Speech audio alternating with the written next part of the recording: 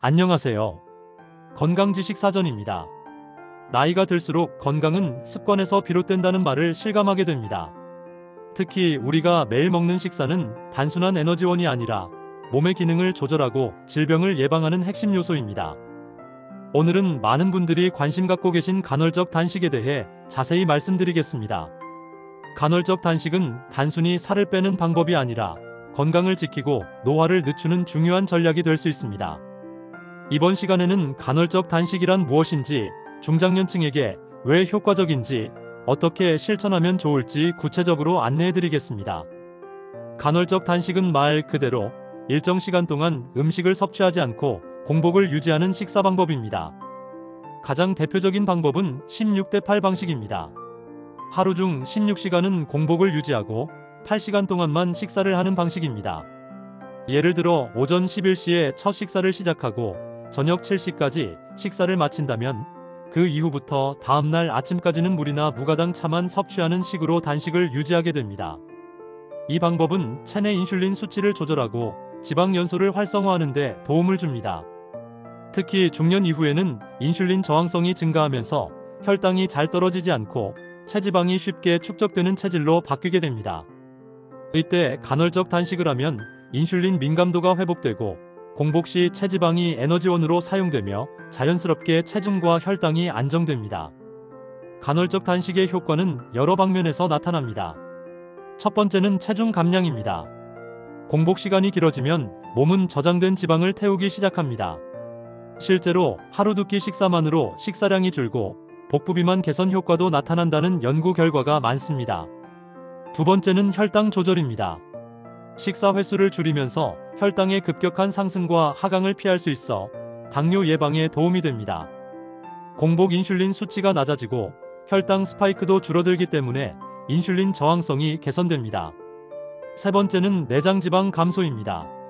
간헐적 단식은 피하 지방보다 위험한 내장 지방을 줄이는데 더 효과적이라는 보고가 있습니다. 이는 고혈압, 고지혈증, 심장병 예방에도 도움이 됩니다. 네 번째는 세포 자가 청소 작용입니다. 공복 시간이 길어질수록 오토파지라는 세포 청소 현상이 활성화됩니다. 손상된 세포를 분해하고 재생을 유도함으로써 노화 예방과 만성질환 예방에 긍정적인 영향을 줍니다. 다섯 번째는 뇌 기능 향상입니다. 단식 시 뇌 유래 신경 성장인자, 즉 BDNF가 증가하면서 기억력과 집중력이 향상되고 뇌세포의 노화를 늦추는 효과도 보고되었습니다. 실제 사례를 소개해드리겠습니다. 서울에 거주하는 59세 여성은 갱년기 이후 체중 증가와 수면장애로 힘들어하던 중 간헐적 단식을 시작했습니다. 처음엔 오전 공복 시간이 괴로웠지만 따뜻한 차를 마시며 적응했고 2개월 후 체중 3kg 감량, 수면의 질 향상, 혈압 정상화 등의 효과를 경험했습니다. 그녀는 식사량을 줄인 것이 아니라 식사 시간을 조절한 것만으로도 이런 변화를 겪을 수 있다는 점에 놀라워했습니다. 그렇다면 간헐적 단식은 어떻게 시작해야 할까요? 갑작스럽게 16시간 단식을 시작하면 위장장애나 탈진을 겪을 수 있습니다. 처음 일주일은 12시간 단식으로 시작해보세요. 저녁 7시에 식사를 마치고 다음날 오전 7시에 첫 식사를 하는 방식입니다. 몸이 적응되면 점차 단식 시간을 14시간, 16시간으로 늘리면 됩니다. 공복 시간에는 수분을 충분히 섭취하세요. 미지근한 물, 따뜻한 차, 천일염을 소량 탄 물 등은 수분과 전해질 보충에 도움이 됩니다. 단, 커피 믹스나 설탕이 들어간 음료는 공복 효과를 방해하므로 피해야 합니다. 첫 끼니는 단백질과 채소 위주로 구성하는 것이 좋습니다. 예를 들어 삶은 계란과 샐러드, 두부 반찬과 현미밥 정도면 적당합니다. 공복 후 과식은 위에 부담을 주고 혈당 급상승을 유발할 수 있기 때문에 주의해야 합니다. 이제 간헐적 단식에 적합한 음식도 살펴보겠습니다. 단백질은 포만감을 주고 근육을 보호해줍니다. 삶은 계란, 닭가슴살, 두부, 그릭 요거트가 좋은 예입니다. 지방은 올리브유, 아보카도, 견과류 등 식물성 지방 위주로 섭취하고 채소는 브로콜리, 오이, 상추, 양배추 등 수분과 식이섬유가 풍부한 것을 추천합니다. 탄수화물은 흰쌀 대신 현미, 귀리, 고구마를 선택하세요. 주의할 점도 있습니다. 간헐적 단식은 모두에게 적합한 방식은 아닙니다. 특히 인슐린이나 혈당약을 복용 중인 당뇨 환자, 위염이나 위산역류 질환이 있는 분, 저혈압이나 빈혈이 있는 분은 전문의 상담 후 진행해야 합니다. 또한 70세 이상 고령자는 단식보다 균형 잡힌 소식을 유지하는 것이 더 중요할 수 있습니다. 간헐적 단식을 지속하는 데 있어 중요한 포인트는 스트레스를 줄이고 무리하지 않는 것입니다. 단식을 하되 일상생활에 지장이 가지 않도록 천천히 습관화하고 때론 유연하게 조절하는 것이 성공의 열쇠입니다. 마지막으로 정리해드리겠습니다. 간헐적 단식은 건강한 식사시간 관리법입니다. 식사량을 줄이는 것이 아니라 식사 시점을 조절함으로써 몸의 리듬을 회복시키는 방법입니다. 중년 이후 체중 증가, 혈당 불안정, 복부 비만, 수면 장애 등을 경험하는 분들에게 매우 효과적일 수 있습니다. 중요한 건 꾸준함입니다. 일주일 만에 큰 변화를 기대하기보다는 석 달, 반년을 바라보고 실천한다면 분명 건강한 변화가 찾아올 것입니다. 오늘 내용은 너무나도 중요한 부분이라 다시 한번 설명드립니다. 오늘은 많은 분들이 관심 갖고 계신 간헐적 단식에 대해 자세히 말씀드리겠습니다. 간헐적 단식은 단순히 살을 빼는 방법이 아니라 건강을 지키고 노화를 늦추는 중요한 전략이 될 수 있습니다. 이번 시간에는 간헐적 단식이란 무엇인지, 중장년층에게 왜 효과적인지, 어떻게 실천하면 좋을지 구체적으로 안내해드리겠습니다. 간헐적 단식은 말 그대로 일정 시간 동안 음식을 섭취하지 않고 공복을 유지하는 식사 방법입니다. 가장 대표적인 방법은 16대8 방식입니다. 하루 중 16시간은 공복을 유지하고 8시간 동안만 식사를 하는 방식입니다. 예를 들어 오전 11시에 첫 식사를 시작하고 저녁 7시까지 식사를 마친다면 그 이후부터 다음날 아침까지는 물이나 무가당 차만 섭취하는 식으로 단식을 유지하게 됩니다. 이 방법은 체내 인슐린 수치를 조절하고 지방 연소를 활성화하는 데 도움을 줍니다. 특히 중년 이후에는 인슐린 저항성이 증가하면서 혈당이 잘 떨어지지 않고 체지방이 쉽게 축적되는 체질로 바뀌게 됩니다. 이때 간헐적 단식을 하면 인슐린 민감도가 회복되고 공복 시 체지방이 에너지원으로 사용되며 자연스럽게 체중과 혈당이 안정됩니다. 간헐적 단식의 효과는 여러 방면에서 나타납니다. 첫 번째는 체중 감량입니다. 공복 시간이 길어지면 몸은 저장된 지방을 태우기 시작합니다. 실제로 하루 두 끼 식사만으로 식사량이 줄고 복부 비만 개선 효과도 나타난다는 연구 결과가 많습니다. 두 번째는 혈당 조절입니다. 식사 횟수를 줄이면서 혈당의 급격한 상승과 하강을 피할 수 있어 당뇨 예방에 도움이 됩니다. 공복 인슐린 수치가 낮아지고 혈당 스파이크도 줄어들기 때문에 인슐린 저항성이 개선됩니다. 세 번째는 내장 지방 감소입니다. 간헐적 단식은 피하 지방보다 위험한 내장 지방을 줄이는데 더 효과적이라는 보고가 있습니다.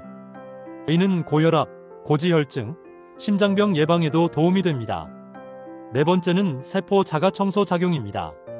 공복 시간이 길어질수록 오토파지라는 세포 청소 현상이 활성화됩니다. 손상된 세포를 분해하고 재생을 유도함으로써 노화 예방과 만성질환 예방에 긍정적인 영향을 줍니다. 다섯 번째는 뇌 기능 향상입니다. 단식 시 뇌 유래 신경 성장인자, 즉 BDNF가 증가하면서 기억력과 집중력이 향상되고 뇌세포의 노화를 늦추는 효과도 보고되었습니다. 실제 사례를 소개해드리겠습니다. 서울에 거주하는 59세 여성은 갱년기 이후 체중 증가와 수면장애로 힘들어하던 중 간헐적 단식을 시작했습니다.